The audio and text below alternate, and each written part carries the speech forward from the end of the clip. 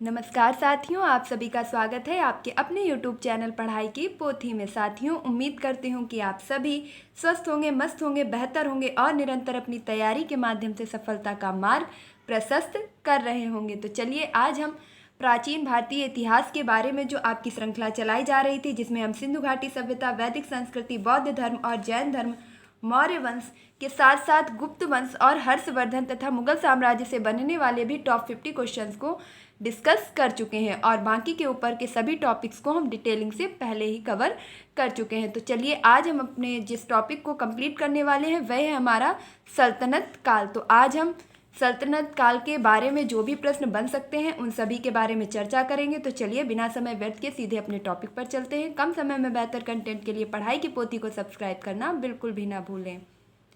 चलिए, सल्तनत काल जो है आपका, इसके अंतर्गत कोई एक वंश नहीं हुआ है। इसमें आपके 2 से 3 वंश हुए हैं और उन सभी वंशों के जो शासक हैं और उनसे बनने वाले प्रश्न हैं वह सभी आपके लिए इम्पॉर्टेंट हो जाते हैं। तो आप इस तरीके से पढ़ेंगे ताकि आप किसी भी परीक्षा की तैयारी कर रहे हो, इतिहास विषय से बनने वाले सभी प्रश्न आपके क्लियर होते चले जाएं। तो सबसे पहले सल्तनत काल के अंतर्गत आता है गुलाम वंश।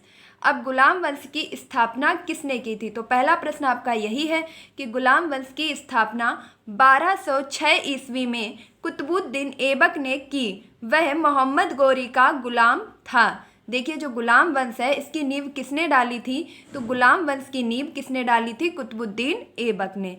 अब यह कुतुबुद्दीन ऐबक था कौन? तो यह मोहम्मद गौरी का गुलाम था और इसने गुलाम वंश की स्थापना 1206 ईस्वी में की थी।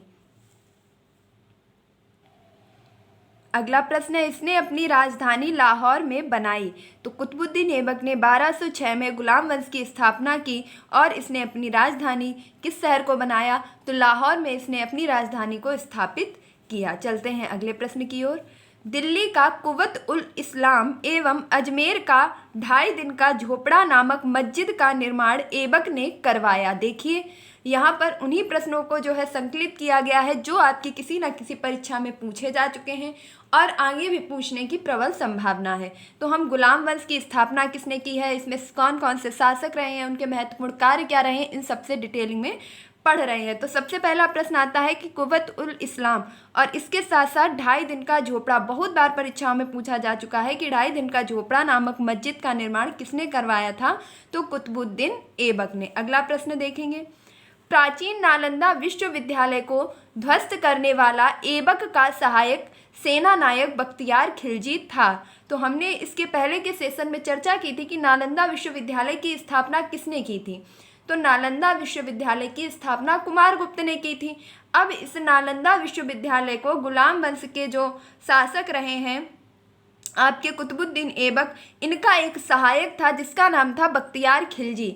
इसने नालंदा विश्वविद्यालय को ध्वस्त किया था। अगले प्रश्न की तरफ चलते हैं, ऐबक की मृत्यु। अब ऐबक के समय में जो भी महत्वपूर्ण कार्य हुए, इसके बाद हम देखते हैं कि ऐबक की मृत्यु 1210 ईस्वी में चौगान खेलते समय घोड़े से गिरकर हो गई थी। तो तुगलक ने जो आपके कुतुबुद्दीन ऐबक ने 1206 में स्थापना की थी गुलाम वंश की, वही 1210 ईस्वी में इसकी मृत्यु हो गई थी। और कैसे हो गई थी? तो चौगान खेलते समय घोड़े से गिर करके इसकी मृत्यु हो गई थी। अगला प्रश्न देखेंगे, ऐबक का उत्तराधिकारी आराम शाह हुआ जिसने सिर्फ 8 महीनों तक शासन किया। तो देखिए, गुलाम वंश की स्थापना कुतुबुद्दीन ऐबक ने की 1206 में और तुरंत 4 वर्ष बाद ही 1210 में उसकी मृत्यु हो गई, जिसके बाद उसका उत्तराधिकारी आराम शाह हुआ और उसने सिर्फ और सिर्फ 8 महीनों तक ही शासन कर पाया। इसके बाद क्या हुआ कि आराम शाह की हत्या इल्तुतमिश ने की और 1211 ईस्वी में दिल्ली की गद्दी पर बैठा। तो देखिए, इस क्रम को याद रखिएगा क्योंकि अगर हम किसी चीज़ को एक स्टोरी समझ के अपने दिमाग में फीड कर लेते हैं तो कभी भी नहीं भूल पाते हैं। सबसे पहले कौन बैठा? कुतुबुद्दीन ऐबक। उसके बाद कुतुबुद्दीन ऐबक 4 वर्षों तक रहा, 1210 में उसकी मृत्यु हो गई। फिर आराम शाह 8 महीनों तक बैठा और 8 महीनों के बाद इल्तुतमिश ने आराम शाह की हत्या कर दी और दिल्ली की गद्दी पर अपना आधिपत्य कर लिया। अगला प्रश्न है, इल्तुतमिश लाहौर से राजधानी को स्थानांतरित करके दिल्ली लाया। देखिए ये प्रश्न कई बार पूछा जा चुका है कि इल्तुतमिश ने लाहौर से राजधानी को कहाँ स्थानांतरित किया, तो दिल्ली में किया। और लाहौर में स्थापित किसने किया था, कुतुबुद्दीन ऐबक ने। नेक्स्ट देखेंगे, इसके द्वारा किए गए महत्वपूर्ण कार्य। तो इल्तुतमिश ने अपने शासन में जो भी महत्वपूर्ण कार्य किए उनके बारे में हम डिटेल से पढ़ते हैं। तो सबसे पहला कार्य इसने किया, कुतुबुद्दीन के द्वारा जो कुतुब मीनार बनवाई गई थी। देखिए ये प्रश्न बहुत ही गहनता से सुनिएगा कि कुतुबुद्दीन जी के द्वारा कुतुब मीनार का निर्माण करवाया गया था, लेकिन उसको पूरे होने से पहले ही कुतुबुद्दीन की मृत्यु हो गई थी, जिस कारण इल्तुतमिश ने कुतुब मीनार के निर्माण को पूर्ण करवाया। तो यहाँ प्रश्न आप आसानी से समझ चुके होंगे कि कुतुब मीनार का निर्माण किसने करवाया। तो इसका निर्माण करने की जो शुरुआत है वो कुतुबुद्दीन ऐबक ने की थी, जबकि उसके पूर्ण होने से पहले ही कुतुबुद्दीन ऐबक की मृत्यु हो गई, जिसे पूरा करवाया था इल्तुतमिश ने। नेक्स्ट क्वेश्चन है, सबसे पहले शुद्ध अरबी सिक्के जारी किए।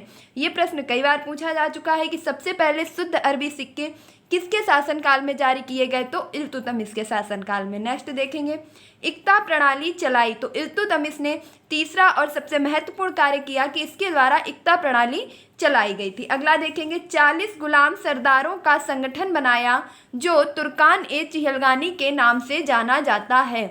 ये क्वेश्चन कोई भी संख्या नहीं है कि कितनी बार रिपीट हो चुका है कि तुर्कान ए चिहलगानी या 40 सरदारों का, गुलाम सरदारों का समूह किसके द्वारा बनाया गया था, तो आपके इल्तुतमिश के द्वारा। तुर्कान ए चिहलगानी की स्थापना किसके द्वारा की गई थी, इल्तुतमिश के द्वारा। तो एक सेकंड में मेरे साथ फिर से रिकॉल करेंगे, इसने क्या किया, कुतुब मीनार के निर्माण को पूरा करवाया, सबसे पहले शुद्ध अरबी सिक्के चलवाए, इक्ता प्रणाली चलाई, इसके साथ साथ तुर्कान ए चिहलगानी का जो है संगठन स्थापित किया। अगला देखेंगे, इल्तुतमिश पहला शासक था जिसने 1229 ईस्वी में बगदाद के खिलाफ से सुल्तान पद की वैधानिक स्वीकृति प्राप्त की थी।